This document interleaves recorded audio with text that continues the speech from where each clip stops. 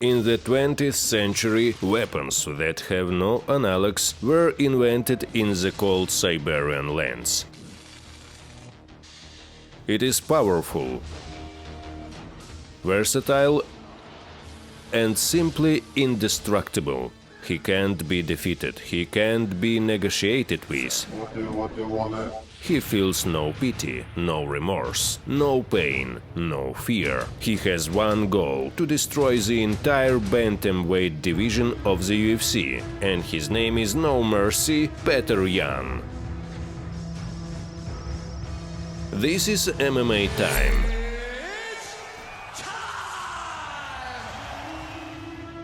And this is a technique breakdown of Petr Yan. The main target is the champion Aljamain Sterlin. We need to collect information on these fights to figure out how to defeat him. Singapore, June 23, 2018. UFC Fight Night 132. Teruto Ishihara. In his debut, Petr Yan demonstrated most of his arsenal. First of all, Petr is a counter-striker that likes to put pressure on his opponents. He always puts pressure and takes all the space in the octagon. What's interesting, at the same time, he may not strike. He is the essence of his style. Instead of backing away and looking for a moment to counterattack, Yan creates it when he presses an opponent with his tricks. What lets him fight like this? That's because of his excellent defense, especially parrying, working with elbows and knees. With his hands raised so high in the style of Justin Gaethje, it seems almost impossible to break through the Russian fighter's defense.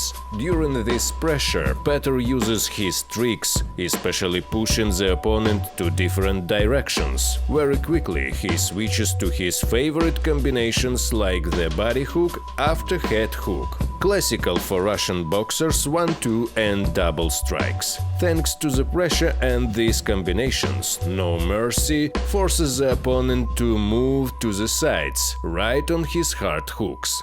The fact is that almost all of Yan's techniques and punches are quite simple and understandable, but the way he uses each of his punches makes them dangerous. Petr likes to double punches. He often hits from one side, for example, a right straight and a right kick to the body, a left hook to the body and a left high kick. Yan combines such attacks in different ways, often inserting fake ones between them. The clinch is also an important attribute of Petr's style. He always was good in this, but in fight against Teruto, he showed how he can use it as a distracting movement. He makes a trick as if he wants to enter the clinch and go for a takedown, but in fact hides a right straight behind it all. That helped him finish this fight. Petr walked away from the opponent's shot, went straight into the clinch behind the back, but instead of fighting, he delivered a knockout punch that ended this fight. USA, California, December 29, 2018, UFC 232. Douglas Silva de Andrade. In this match, Petr showed excellent work with straight strikes and adaptation to the change of the opponent's plan. From the very beginning, he is working with a jab, filling the distance with his front hand and attacking with 1-2 combo. Douglas began to dive under Yan combos, and that was what opened up the opportunity for Petr to show his work in the clinch. Every time the opponent dived, No Mercy caught him with his knees and elbows, causing great damage. The movement and stance changes are very important for his style. For example, he usually puts pressure from orthodox stance, then he attacks with body kicks only from the left side for better effect. With this kick, Petr often makes a trick in the style of DJ Dillashaw, who hides his high kick behind a straight punch. This fight also showed the focus of the Siberian. Then he beats Douglas with his knees in the clinch. He put his hands on the canvas, which according to the rules prohibits kneeling, but No Mercy noticed everything and forced the opponent to raise his hands with blows to the body and continued to attack with his knees. Smoothly moving to the ground, Jan does not reduce pressure, he presses the opponent with his weight, does not rise and does not take his back. He simply feeds Douglas with elbows. It was the reason why Douglas actually gave up. It was too much damage. USA, California, February 23, 2019. UFC Fight Night 145.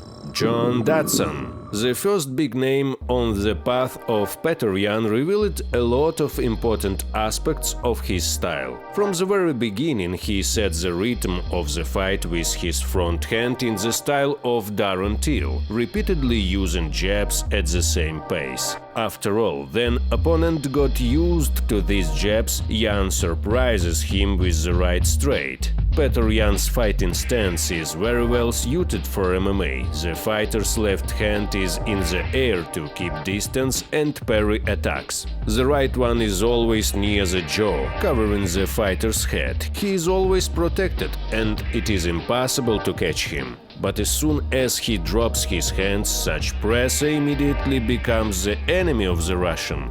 After one attack on Dodson, Petr opened his block and immediately missed a counterattack that led to knockdown. This was an important lesson. In this fight, he continued to use previously learned techniques, but more comprehensively, he distracts Dodson with knee, back fists and elbow strikes. And then John's brain is overloaded, he starts using his 1-2 signature and shocks the opponent with the simplest boxing combination. As with Diaz 1-2, a simple combination ceases to be like that when the pros are in business. Petr is one of the best boxers in the UFC. We can notice that he is a basic boxer of Soviet school. His movements act as deceptions. He pauses, can start moving his body to strike, but the punch itself will arrive a little later, and all this does not allow the opponent to catch the timing of the Russian. Although was not finished in this fight, he taught Petr a lot.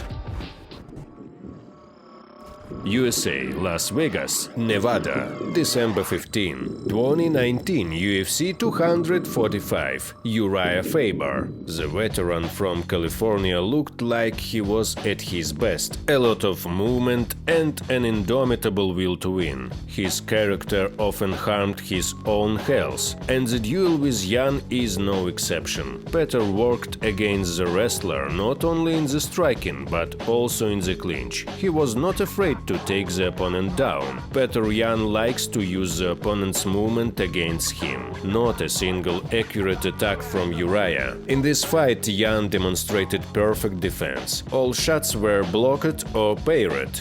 But his signature dive under the straight to enter the clinch failed for the first time. Faber threw out deceptions on the straight, after which he punched the knee. It worked once. Uriah also tried to make his favorite guillotine, but Yan demonstrated his high fighting IQ. He always waited for a submission from Faber, and the problem with the knee became an advantage. Petr began to change the pace of his attacks, which forced Uriah not just to throw a fake straight, but to really punch it through, thanks to which Petr repeatedly entered the clinch. Faber got used to elbows from the right hand. He has lost his focus. As a result, Faber, once again trying to defend himself from the elbow at the exit of the clinch, but instead got a left high kick, which knocked out the veteran. Errors in the system that need to be fixed.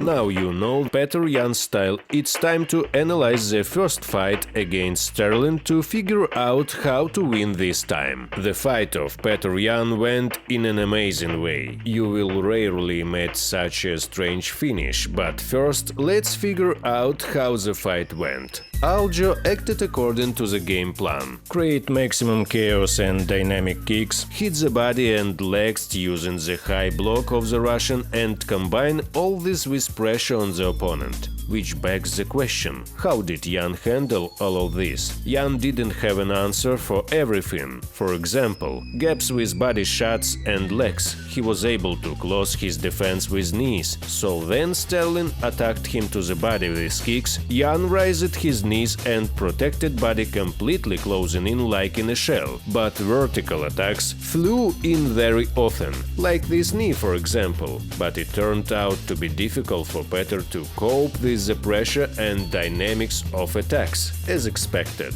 Jan doesn't know how to attack on back foot, so he just covered himself and ran away from his opponent. Petr's plans always include the ability to endure. Jan once endured Aldo when he put pressure on him, after which he exhausted him and won. Here the situation was similar. Jan was running away and eating punches. Eventually, due to fatigue, opponent missed a lot of punches. That's why in response Jan could seize the moment and rush on straight line. As a result, an excellent knockdown. After the first round, it became clear that Sterlin was very worried. He had a lot of extra micro movements that exhausted him, as well as disturbed the balance of his body. That's why Jan could do so many sweeps. He surprised everyone. At some point he did hooks even in the style of wrestling, when he grabbed the throat and performed a kind of choke slam. He was throwing Aljo to the ground over and over again.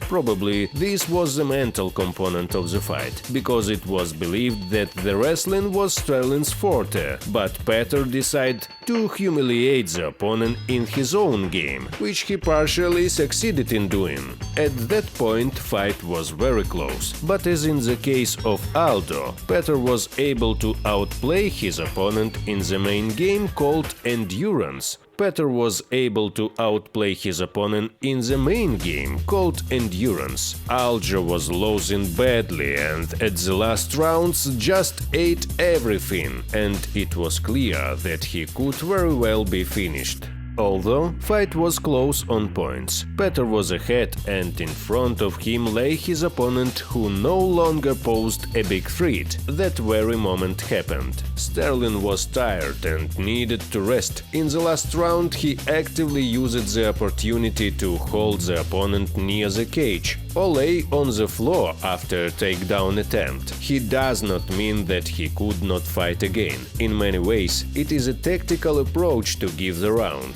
as much as possible to recover. While Jan was holding him on the ground by the head, you could see how he wanted to hit this knee.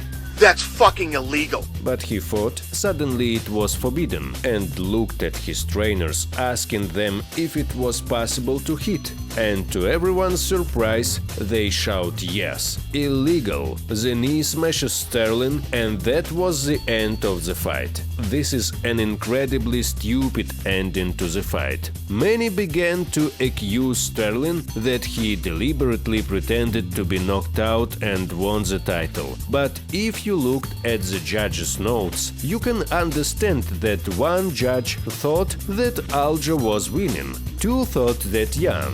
It turns out if the fight had continued, 1 point would have been removed from Jan and Aldo could have taken the 5th round. Sterlin would have won. Petr Jan really showed a great performance, and without this episode he probably would have taken the fight. But now he is not a champion for stupidity, and in rematch everything is not as obvious as it might seem. Sterlin's main problem: if he feels more confident, his stand-up will be more significant, because of which he was a chance to win by decision. But if he again goes into fight excited and emotional, then he was no chance of winning.